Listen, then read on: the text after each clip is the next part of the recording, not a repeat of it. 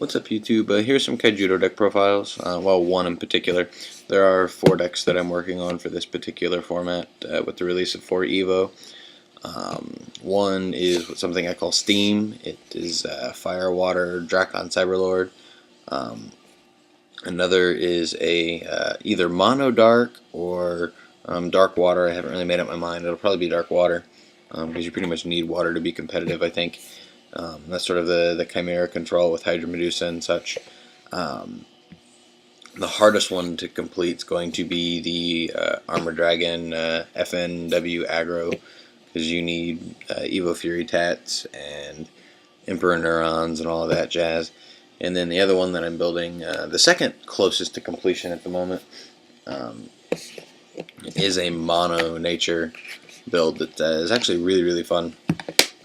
With that being said, I'm going to give you guys the profile for Steam as I see it right now. Like I said, it's the closest to being completed, so I figured I'd go ahead and give a profile just to have some new format content on my channel. This particular build, as pretty much with everything I build, is 40 cards. I hate going over that. Mana curve's 2.85, so really, really quick. Has a lot of pluses and really controls the board. So that being said, triple Jet Flame Bodyguard, 1 drop for 3k lets you get over things like Thunder Cruiser and whatever the, I think it's an Enforcer, is the new 1 drop blocker. So you can get over those with this guy, which is pretty cool. Triple Drakon Weaponsmith.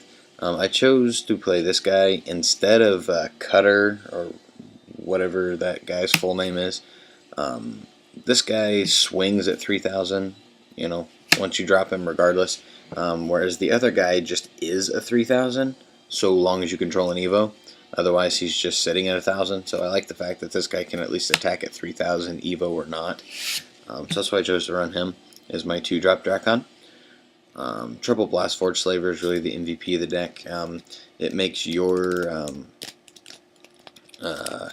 Blastforge captains immune to other Blastforge captains and things like Flame Tornado and such, so you really gotta have the Drakon, or the Blastforge Slaver.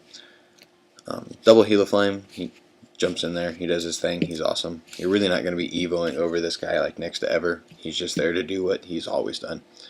On to the Evos for the Drakons. We have 3 Laser Arm Drakon. Of course, 3 drop, swings at 6k, double breaker, puts on a lot of pressure really, really quick. And then only 2 copies of Blastforge Captain.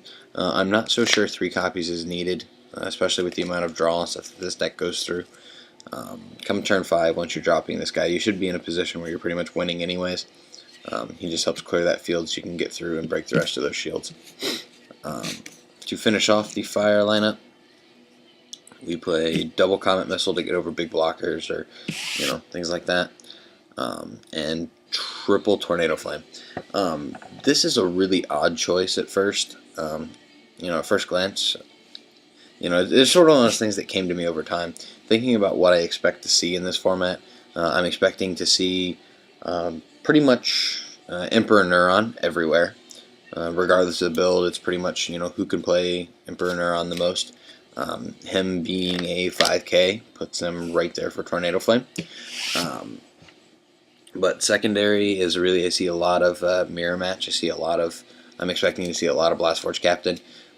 So again, it takes care of Blastforge Captain, and Blastforge Captain takes care of Blastforge Captain with his own effect anyways. So that, as well as Tornado Flame, it really all comes down to who has Slaver on the field or not.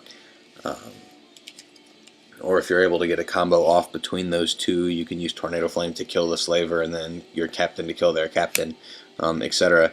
So those two things being said, between Blastforge Captain mirrors and pretty much everything that's going to be playing Emperor Neuron, that's why I chose to play 3 copies of Tornado Flame. On to the Cyberlord water side of the deck. We play triple Cyber Sprite. Double Hovercraft. This guy's a pain in the ass to get, and a couple people that have them want like way more than they're worth for them. But anyways, double Hovercraft really lets you recycle things. It lets you recycle back Drakons that might die while you're building up into your Evos, or even the Evos themselves. If you end up losing a laser arm Drakon that's on top of like a Jet Flame Bodyguard. It's like, oh, he just bounces back to my hand. Okay, next turn, pay 4 mana to put him back on the field and attack with him again. So absolutely awesome for this deck.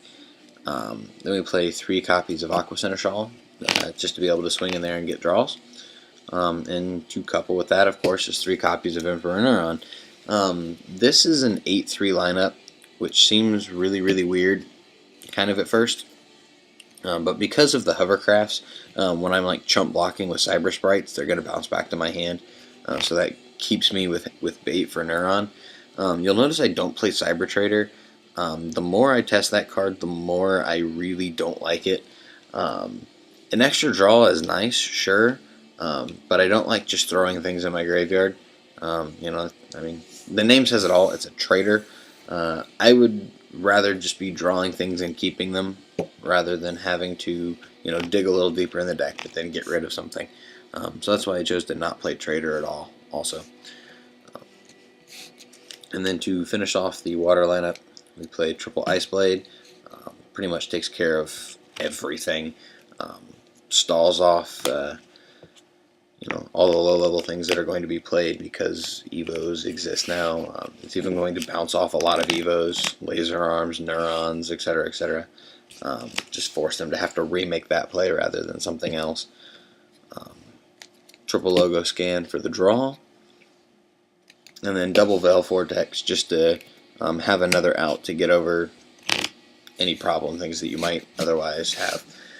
So that being said, that completes this particular build. Let me know what you guys think. Comment, rate, subscribe, and I'll probably be doing a double upload tonight and upload the in progress Mono Nature build as well. So be sure to check that one out.